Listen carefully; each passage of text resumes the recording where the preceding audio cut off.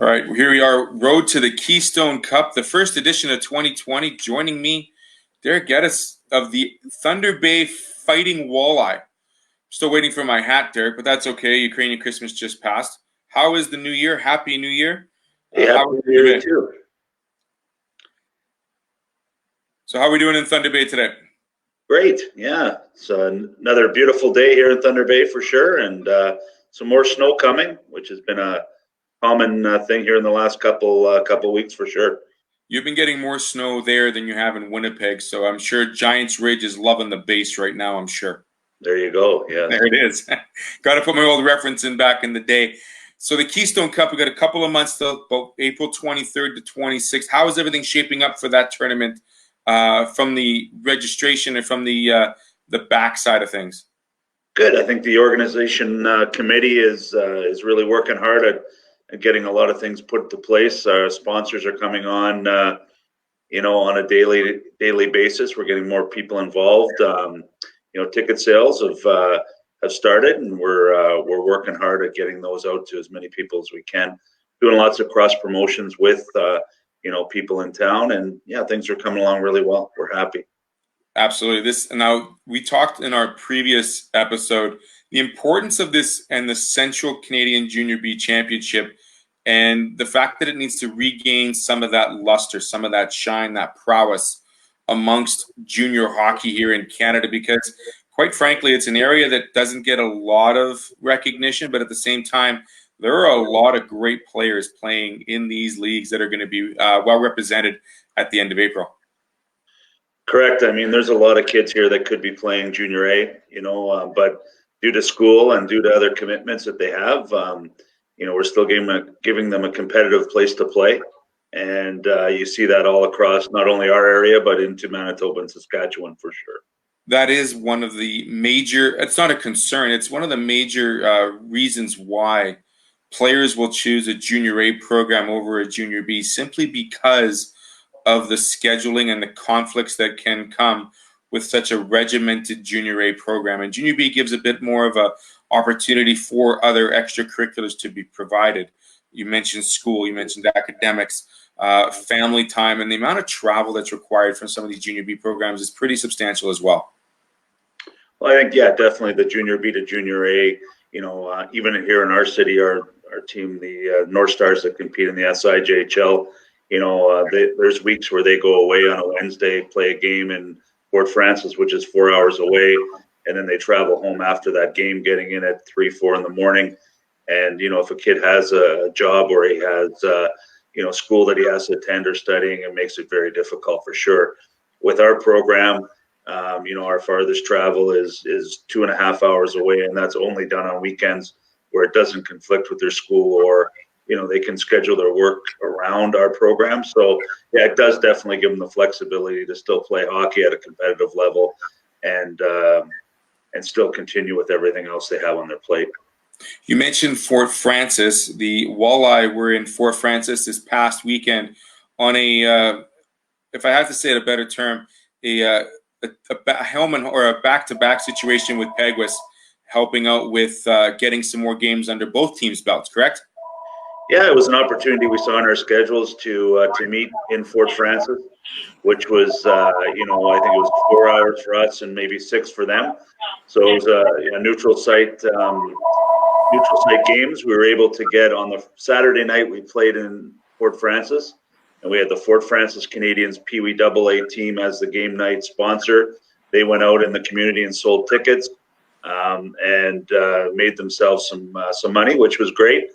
And they got the people in Fort Francis got to come out and see some great Junior B hockey on the Saturday night. On Sunday, we shifted the game to Emo for a 12 o'clock noon start.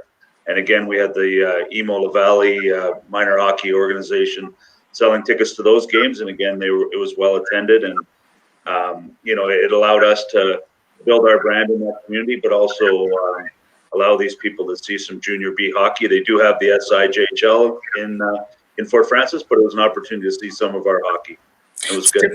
It's two different teams. I mean, it's like you said, it's a bit of travel for both squads, so it's kind of like the show's coming to town, so to speak, and they get to see a different brand, maybe a different level, of course, but also the exciting thing, because both of these teams, like yourselves and the Peguis squad, are doing fairly well this year in their respective leagues and could be meeting in April later on.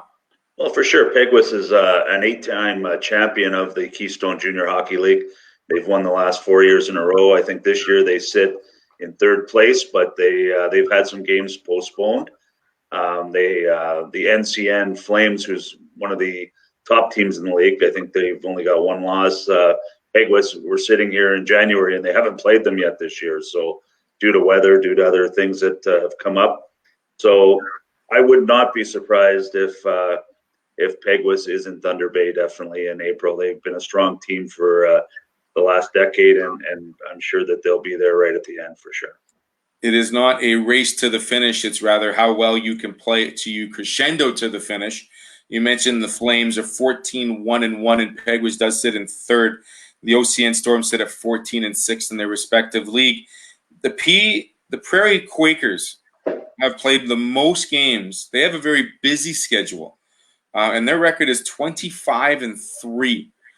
Does that bode well for a team to play more games, or would you rather have a team that's played maybe 2/3 of that and be more rested coming into April? Well, I think that they'll definitely be, with that league out there, the Prairie Junior Hockey League. I mean, it's an excellent league, and they've got, I think it's 14 to 16 teams in that league. And I think they're set up to play 2-3 games a week. Where their travel, they have 2 divisions, so they do travel in their own either North or South division. So, what, I think that they probably could be a little bit more banged up, come playoff time. I mean, we're going to be looking at a maximum of, 14 games if both series went 7 games, where these guys could be looking at 20 to 25 games. So, you could expect them to come out of their game savvy. I mean, we know they're going to be strong, and to be honest, they will be the team that comes out of there. Will probably be the favorite, and we'll all be shooting for them. That's for sure. So we definitely have some front runners in each division. Your past weekend, like we said, against Peguis, you were able to come up with victories in both games, correct? Yeah. It was a 13-4 victory the first and 7-4 in the second, right? Yeah, both games. Peguis, I guess that was their first game since the Christmas break. So, I mean, I think that they came out a little bit flat on the Saturday night, and I think things went pretty well for us. We got a few breaks early, and it just continued throughout the game. The Sunday game was a lot tighter, a 7-4 game, and again, we expect whoever comes out of that league, they'll be right there on an even par with us, and they could beat anybody on any given night. Very offensive, some high-end offensive talent on that team for sure.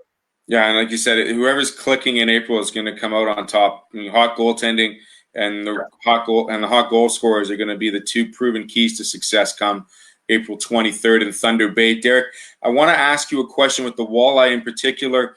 How does the rest of the 2020 season look? I mean, we talked about getting into the playoffs, winning the championship, potentially only playing 14 games where some might be playing 25 in the second season. How do you maintain a focus knowing that, going into playoffs, you're not finished, and going into a championship final, you're still not finished? You've got a Keystone Cup to play for. Well, I think that's an advantage that the kids definitely know. The players know that we have that to shoot for. We definitely don't want to be, sitting around after the first round of the playoffs, waiting for a month to play in the Keystone. We want to keep going. We want to build, up in the regular season here. And from this moment forth, I think, going down and playing Peguis, giving them an opportunity to see what they're going to be competing against in April, giving them a little bit of a different feel than just the teams from our Lakehead Junior Hockey League, I think was important. The league is planning a showcase weekend down in Long Lac, Geraldton area next month, which will be great just to showcase our teams. We're going to be playing they're going to be regular season games, but in a neutral site down there. So that'll give the kids or players, again, something to be, a little bit excited about, something different. Coming into the regular season, finishing it off strong and going into the playoffs and continuing to roll is something that we need to do to keep getting better and stronger as we move towards the Keystone. So we've got like you said, a showcase happening next month, which is fantastic. Is it just teams from the Lakehead Junior that are going to be involved in that, or is that something that's more invitational from other leagues and other geographical areas? No, it's going to be just the Lakehead Junior Hockey League. Each team will play 2 games. It's a 4-game series, just to try to grow the league, our brand, into some of these smaller communities, and possibly expand our league into there in the future. Fabulous news. So calendar is marked April 23rd to 26th. Thunder Bay, the Fighting Walleye, hosting the Keystone Cup. We've got a major sponsor who is Sleeping Giant Brewery. Yeah. Anybody else on board that we can make a first mention to the social media world? We've got RBC involved. We've got Maltese Grocery, another big sponsor of ours.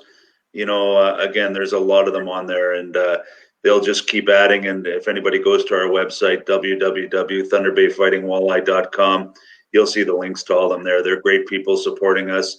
It's a community here that really does get behind people and support events, and it's a great place to be, Thunder Bay. And a lot of these events wouldn't happen if there wasn't that community involvement and that support, right? They wouldn't. I mean, and again, we've got some stuff coming up in Thunder Bay, like the Special Olympics, Winter Olympics are coming up this year. We were just awarded the Scott Tournament of Hearts for next year. Thunder Bay is a town that's notorious for putting on events. And again, the only way those events happen are because of people, sponsors, volunteers, and community coming together to make them happen. Absolutely, Derek. Well, is there anything we haven't touched on at the beginning of this new year? Because I know we're going to talk later on as we get closer to those dates in April. How's the ice fishing out in Thunder Bay right now?